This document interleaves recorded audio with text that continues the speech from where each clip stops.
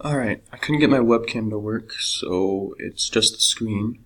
And so the reason I chose the fonts I use is because I really like the cursive look, and I think it goes well with the whole thing. And with the colors, I chose the title in blue because I really liked this background over here, and it matched it. And I chose the black and white text in the box because I thought it looked well against the blue with a little bit of the black back in the background between the numbers. And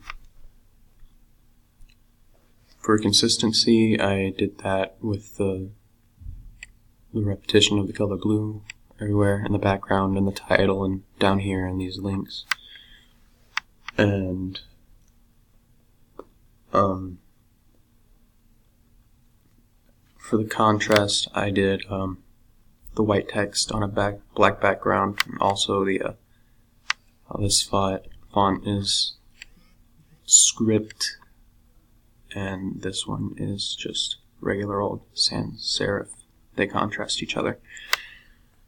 The dominant feature of the blog is definitely the post, because it's right there in the middle, and it's much bigger than anything else, and which is good because that's what people come to a blog for, to read posts.